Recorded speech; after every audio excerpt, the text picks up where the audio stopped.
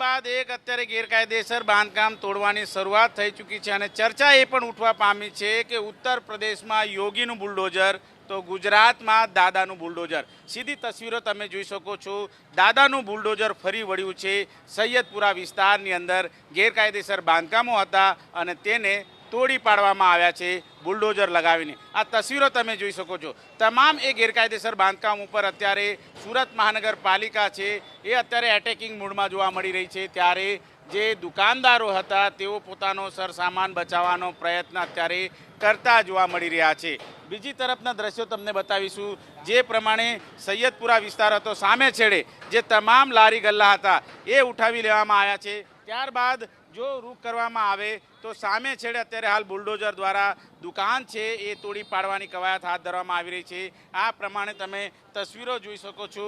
સુરત શહેરનો સૈયદપુરા વિસ્તાર અને સૈયદપુરા વિસ્તારમાં જે પ્રમાણે ગણપતિ પંડાલ ઉપર જે રીતે પથ્થરમારો કરવામાં આવ્યો હતો અને રાત્રિ દરમિયાન જે પ્રમાણે પોલીસ ઉપર જીવલેણ હુમલો પણ કરાયો હતો, ત્યારે આ બાબતને લઈને સુરત મહાનગરપાલિકા અને ગૃહમંત્રી હર્ષ સંઘવી દ્વારા એક બેઠકનું આયોજન કરવામાં આવ્યું હતું અને આ બેઠકમાં નિર્ણય કરવામાં આવ્યો છે કે તમામ ગેરકાયદેસર જેટલી પણ મિલકતો હશે એ મિલકતો હટાવી લેવામાં આવે, તેને તોડી પાડવામાં આવે। ત્યારે દ્રશ્ય જોઈ શકાય છે। અત્યારે એન ઓઇલ કોર્નર છે અને એ દુકાન અત્યારે હાલ ફૂટપાથ ઉપર બનાવવામાં આવેલી હતી, ત્યારે બુલડોઝર છે એ અત્યારે હાલ શરૂ થઈ ચૂક્યું છે। આ દુકાન ઉપર ચાલવાની શરૂઆત થઈ ચૂકી છે અને આ પ્રમાણેની તસવીરો છે અત્યારે જોઈ શકાય છે।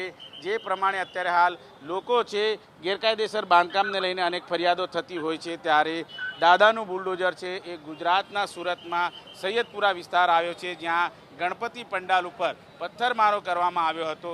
ત્યાં અત્યારે હાલ આ પ્રમાણે જે ગેરકાયદેસર બાંધકામો છે તેમને તોડી પાડવા માટે અત્યારે હાલ કવાયત હાથ ધરાઈ। આ ઇમારત તમે જોઈ શકો છો। ઇમારતમાં 10 થી 15 જેટલા લોકો હતા જેમણે પથ્થરમારો કર્યો હતો એ પ્રમાણેની ફરિયાદ મળી હતી, ત્યારે પોલીસે તાત્કાલિક ધોરણે એમાં કાર્યવાહી કરી હતી। આ પોલીસ બંદોબસ્ત વચ્ચે અત્યારે તમામે સ્થળ ઉપર બુલડોઝર ફેરવવામાં આવી રહ્યો છે અને આ તમામ ગેરકાયદેસર ઇમારતને તોડી પાડવાની કવાયત છે એ હાથ ધરવામાં આવી છે।